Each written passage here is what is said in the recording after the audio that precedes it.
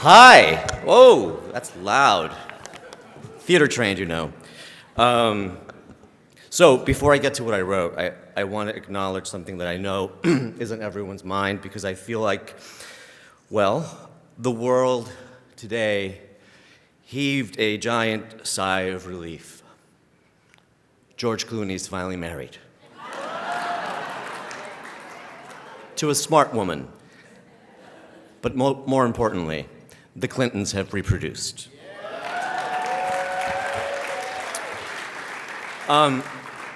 In all seriousness, though, when I found out I was going to come to Chicago like 2 days ago, literally, I was really torn because I was working and I didn't really have a lot of time, and I thought, should I just retell my story that I've told before?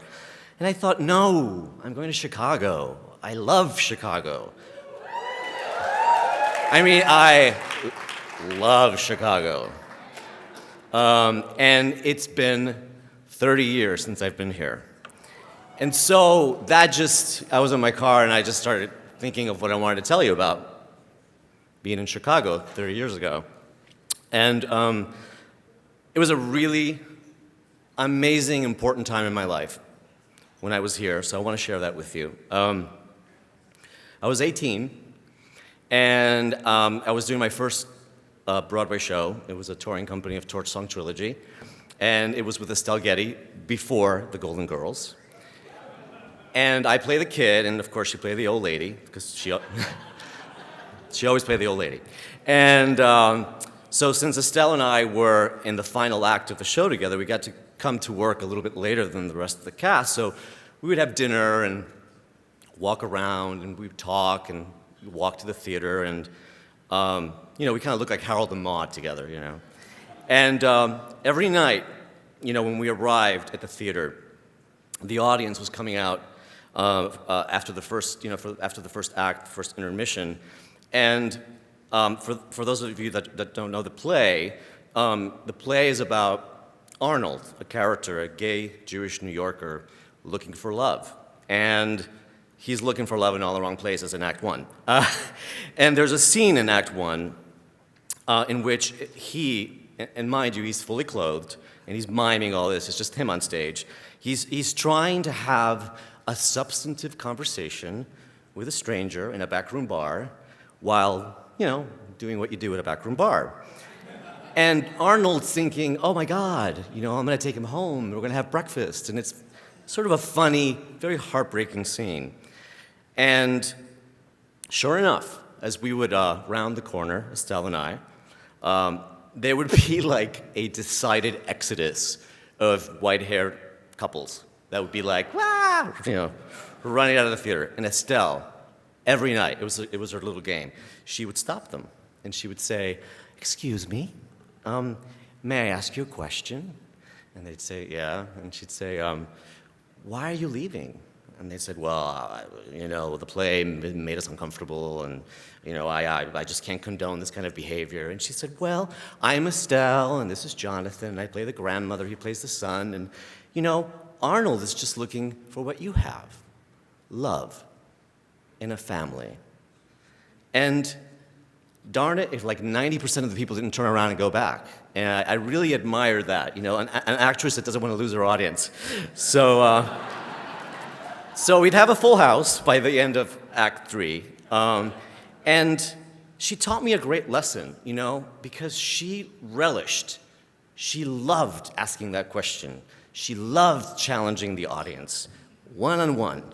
And there was a power to that, that I got as a kid. I mean, using art as a way to change people's minds. And when we were touring this play, this is sort of the perspective and the whole theme of evolution, of evolving. We were touring the play. We went to places that hadn't seen a gay play since a play written in the 60s called The Boys in the Band, which was it's a wonderful play, but it's a very cutting, catty, sort of negative look at the sort of nuclear gay family. And here was Torch Song Trilogy. It was a comedy. It was about a guy who wanted to be married, who wanted to have children. There's a line in the play, he says, I want the white picket fence, the whole shebang, And at the time, that was kind of unheard of. It was kind of like a fantasy, kind of a dream in Harvey Fierstein's incredible mind. But 30 years later today, across this country, there are thousands of LGBT families in America. And now that's what I call evolving.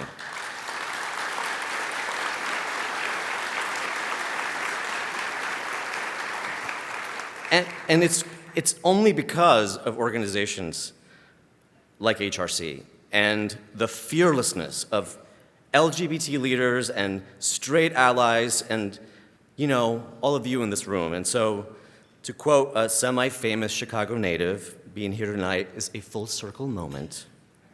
That's Oprah. Okay, where was I? Okay, right, so I say Oprah and I go all crazy. We were driving in, you know, and I'm like, where's Harpo Studios? I want to go see and touch the land where she walked. Anyway, I was 18. Okay, I'm backtracking. I was 18 years old, grew up getting bullied, like I've shared before. I'm in a Broadway play that's on tour with Estelle Getty. And I'm in a gay play, but I'm in the closet. And I forgot to tell you that part. I wasn't out. And I was following in the footsteps in this role of Matthew Broderick and Patrick Dempsey, and they had done the part, and like a month later they became movie stars. And everyone was like, oh my God, that's totally gonna happen to you.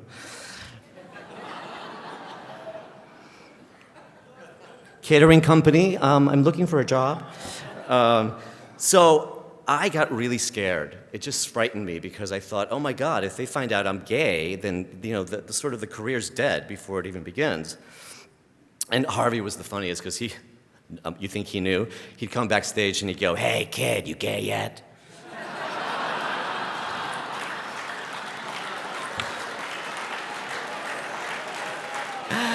And I would blush and I'd be like, oh Harvey.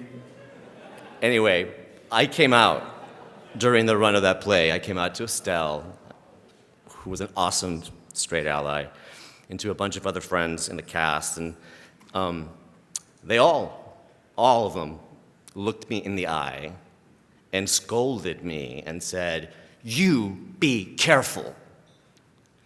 Okay. One of them even thought it would be a good idea to take me to see The Normal Heart, scare the crap out of me. And it did.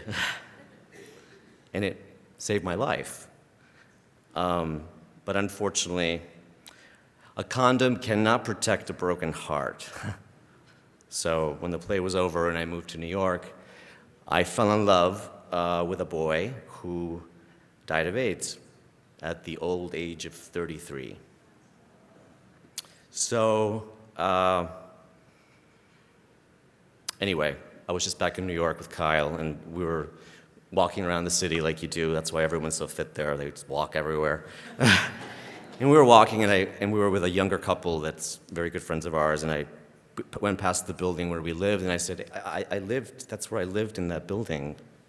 I said, I lived The Normal Heart in that building, 3rd floor. I mean, I was in my early 20s, playing nurse to my first love, Eddie. I was his medical advocate. I was his cook, his lifeline, his protector, and we both worked for a catering company, of course, because the career didn't happen. And we were both really scared we would lose our jobs because nobody wanted someone with AIDS or someone near AIDS cooking for them, so we didn't tell anybody. It was just the two of us. Maybe one or two friends knew. It was just the two of us facing the beast. So, I don't know. Suddenly, being famous, being an actor didn't seem that important to me, you know, in the face of death. And, you know, changing a grown man's diapers kind of killed my desire to go audition for a vapid TV show. And so I put my career on hold. And when he died, after a long, horrible year, I realized I could no longer live a lie of any kind, but that I still wanted to be an actor. So I thought, where can I go where people are, you know, less superficial and aren't going to judge me on that? Hey, I'll move to LA.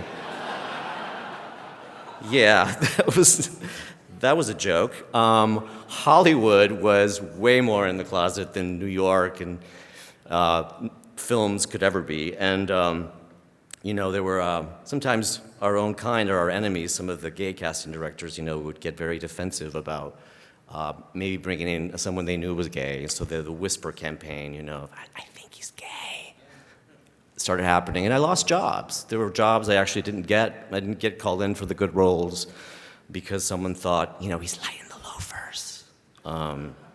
So I hid.